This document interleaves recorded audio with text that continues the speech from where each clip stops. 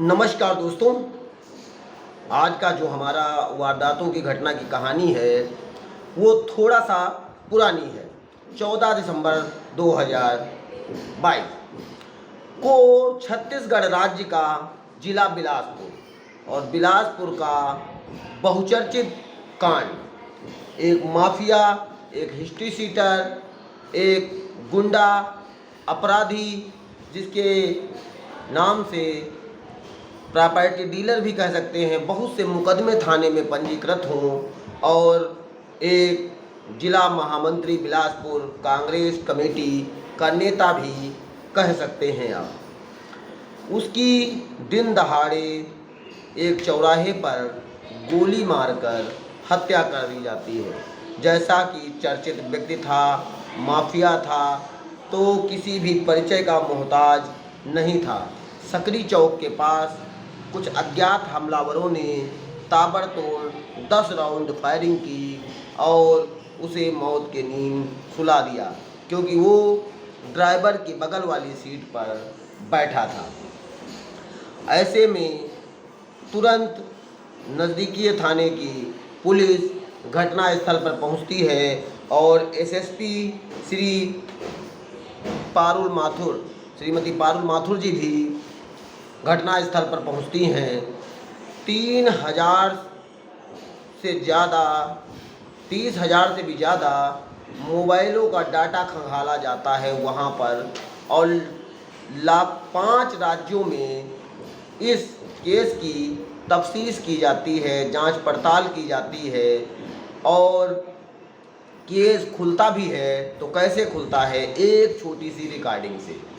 वो एक छोटी सी रिकॉर्डिंग जब पुलिस घटनास्थल पर पहुंचती है तो पहले 100 का पंचनामा भरकर पोस्टमार्टम के लिए भेज देती है, क्योंकि बहुत ज़्यादा भीड़ इकट्ठा हो गई थी और विपक्ष, कांग्रेस का नेता था, विपक्ष के नेता और बहुत से रसूखदार लोग भी वहाँ पर इसकी हत्या के बारे में तरह तरह की बातें, तरह तरह के सवालात करने लगे थे।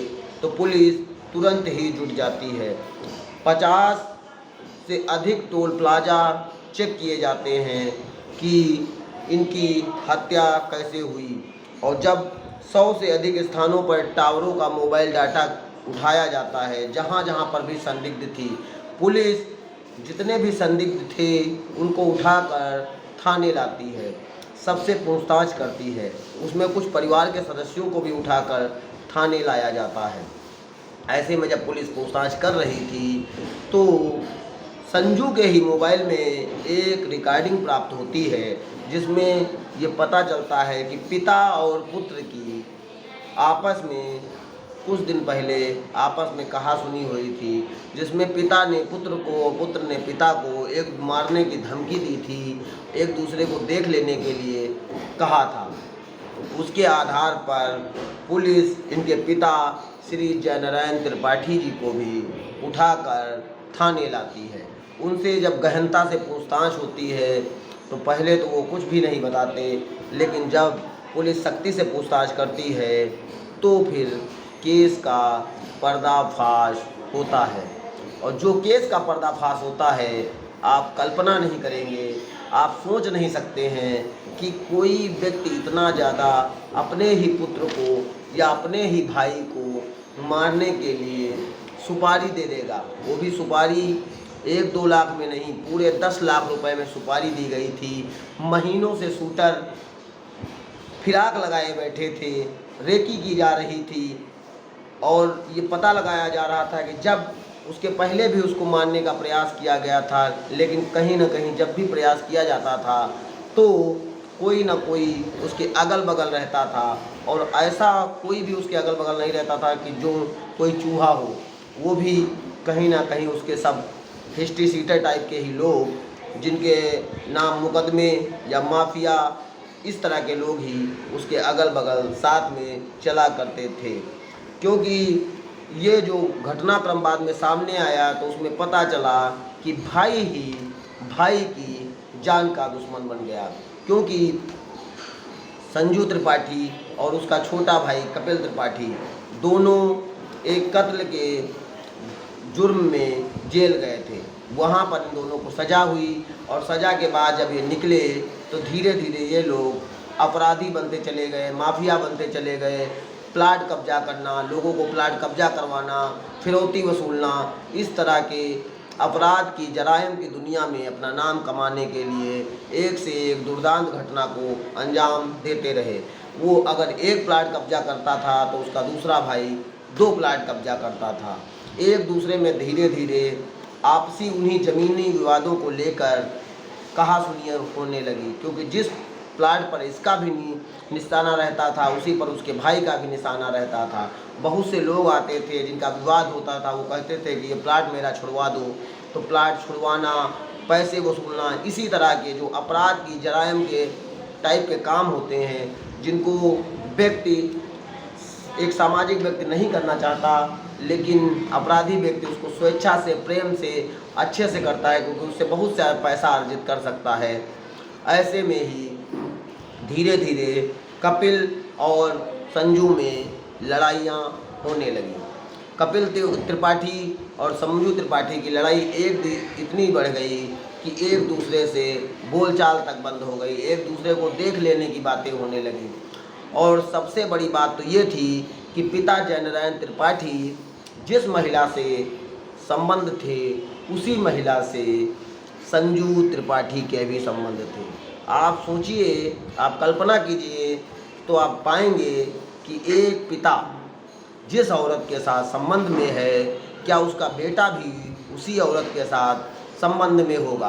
कहने का तात्पर्य ये है कि कहीं ना कहीं परिवार के लोग भी इसके अपराध में संलिप्त थे और सभी लोगों का कोई ना कोई अपना छोटा मोटा इतिहास था, क्योंकि पिता भी इतनी उम्र होने के बाद भी अवैध संबंधों के चंगुल में फंसा हुआ था। ऐसे में जब पिता जयनारायण त्रिपाठी को पुलिस उठाकर ले जाती है तो इसमें 21 लोगों को पुलिस ने पकड़ा।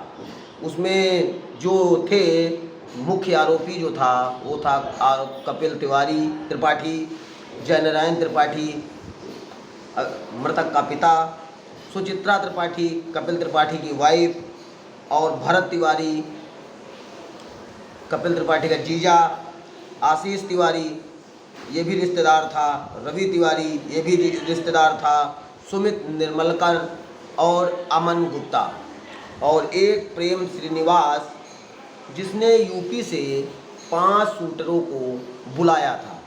और बुलाने के बाद ये लोग भिलाई रायपुर पता नहीं कहाँ से इन लोगों ने हथियार बरामद किए थे।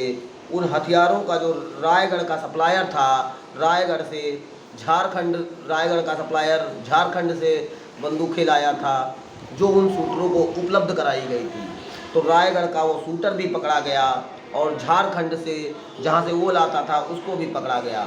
और ये जो केस था इतना चर्चित केस था कि इसने उत्तर प्रदेश, मध्य प्रदेश, महाराष्ट्र, दिल्ली, छत्तीसगढ़ राज्यों में इस केस का सुनवाई चलती रही, क्योंकि इसका जो मुख्य आरोपी था एक एसी बस में सफ़र करते हुए पकड़ा गया, क्योंकि वह नेपाल भागने पे फिराक में था।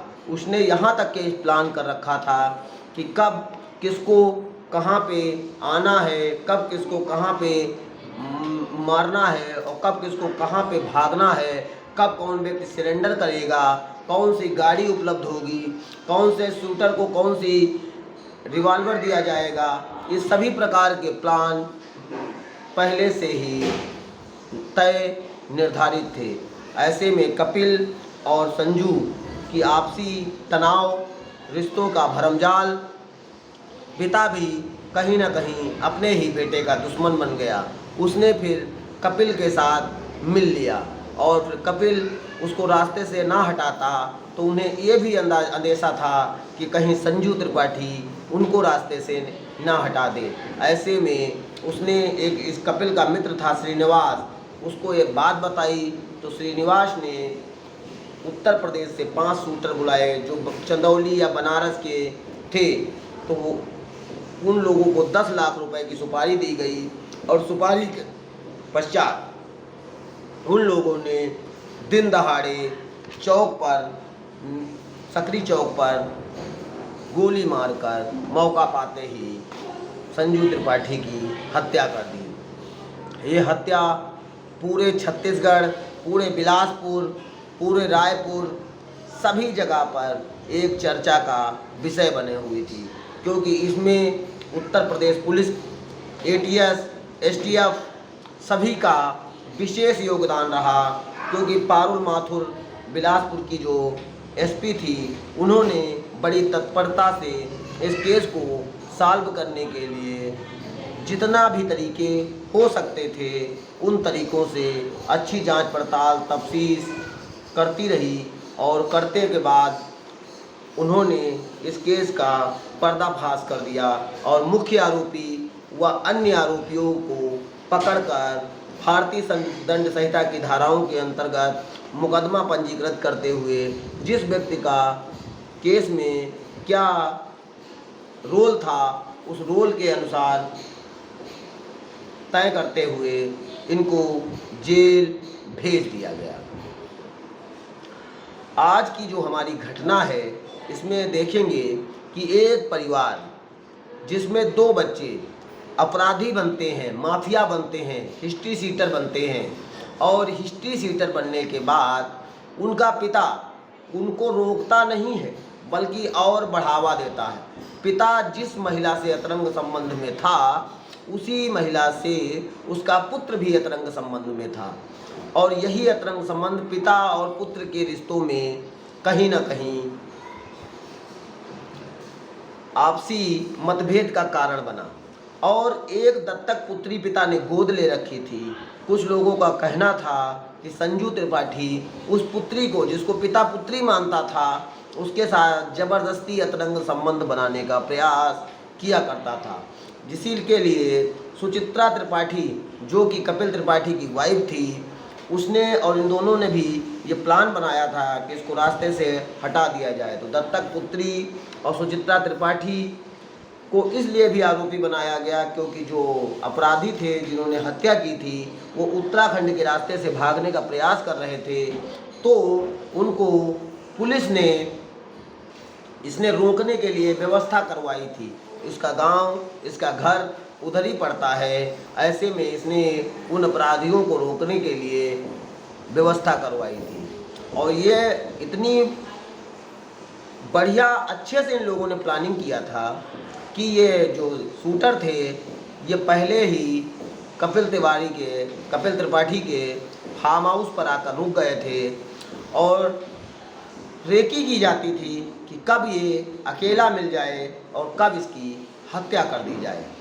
और हत्या भी ऐसी कि 5 गाड़ियां बरामद की गईं। उसमें कौन सी गाड़ी से कौन किस रास्ते से कहां भागेगा, कहां जाएगा, और अगर फंसता भी है तो सरेंडर करेगा। और जो मुख्य आरोपी था कपिल त्रिपाठी, उसने सबको बता के रखा था कि मैं सभी को छुड़ा लूँगा, किसी को डरने की घबराने की ज़रूरत नहीं है। लेकिन ये घटना इतनी चर्चित घटना थी कि इसने पूरे बिलासपुर को और ख़ासकर रिश्ते में बंधे लोगों को सोचने पर, समझने पर मजबूर कर दिया। मजबूर इसलिए कर दिया कि एक बाप एक भाई, बाप और भाई का रिश्ता बहुत ही पवित्र रिश्ता होता है, और संपत्ति के कारण, रिश्तों के कारण एक ऐसा प्लान जिसमें 1 महीने से मारने की जा रही हो साजिश, और उस साजिश का भी 10 लाख रुपए देकर किया गया पूरा इंतजाम, जिसने हिला के रख दिया पूरा बिलासपुर। वो बिलासपुर जहाँ पर लोग इतनी ज़्यादा अपराधों में संलिप्त नहीं होते हैं, सब मजदूरी गरीब वर्ग से लोग आते हैं, जहाँ पर लोग कहीं ना कहीं मेहनत करते हैं। आपने शहरों में देखा होगा कि बिलासपुर के मजदूर बहुत ज़्यादा पाए जाते हैं, लेकिन वहीं पर एक संजू त्रिपाठी का कांग्रेस के में भी जिला महामंत्री के रूप में एक अच्छा खासा रसूख था। अपराध की दुनिया में भी एक अच्छा खासा रसूख था, जान पहचान के उसके पास कमी नहीं थी। 50 प्लाट उसने कब्जा कर रखे थे और अच्छा खासा उसका लोगों में उठना बैठना था। और यही रसूख, यही प्लान इसका दिन प्रतिदिन इसके और बढ़ता जा रहा था, जिसमें इसका भाई ही भाई का दुश्मन बन बैठा और फिर किया ऐसा प्रूफुअल प्लान जिसमें वो बचने ना पाए। अगर क्योंकि बच गया तो कहीं मुझे ही मार देगा। लेकिन ऐसे केस हमें सोचने पर, समझने पर, जानने पर मजबूर करते हैं कि क्या भाई और पिता के रिश्ते इतने कमज़ोर हो गए हैं जिसमें एक भाई दूसरे भाई की हत्या का प्लान करेगा, एक पिता उसका सहयोग करेगा और अन्य रिश्तेदार भी उसका सहयोग करेंगे। लेकिन इस तरह का प्लान आदमी तभी करता है जब उससे तंग आ जाता है, आजिज आ जाता है, परेशान हो जाता है, उसको कोई रास्ता नज़र नहीं आता, उसको लगता है कि ये समझाने से समझने वाला व्यक्ति नहीं है और इसको अगर रास्ते से ना हटाया गया तो ये मेरी ही जान का जोखिम हो जाएगा, मेरी ही जान का दुश्मन बन जाएगा। ऐसे केसों में व्यक्ति लास्ट में हार कर, परास्त होकर, निराश होकर ऐसी कृत्य, वारदातें, घटनाक्रम कर देता है जिसको सोचने और समझने पर मजबूर होना पड़ेगा। आप सभी लोग ऐसी घटनाओं से बचें और किसी का भी बेटा, भाई या दोस्त, मित्र या जानने वाला अपराध की तरफ अगर अग्रसर हो रहा हो तो उसको शुरू से ही रोकने का प्रयास करें और बताएं, समझाएं, सुलझाएं कि वो कोई ऐसा कृत्य ना करे जिससे आगे उसका अंजाम बहुत ही बुरा हो। सभी लोग सुरक्षित रहें, सभी लोग डर मुक्त, भय मुक्त, अपराध मुक्त रहें। इसी भावना के साथ आज का जो हमारी कहानी, आज की जो हमारी वारदात की घटना है, यहीं पर समाप्त की जाती है। और अगर संशू त्रिपाठी हत्याकांड की कहानी आपकी समझ में आई हो तो प्लीज़ हमारे चैनल को लाइक करें, शेयर करें, कमेंट करें एंड सब्सक्राइब करें। धन्यवाद। जय हिंद, जय भारत।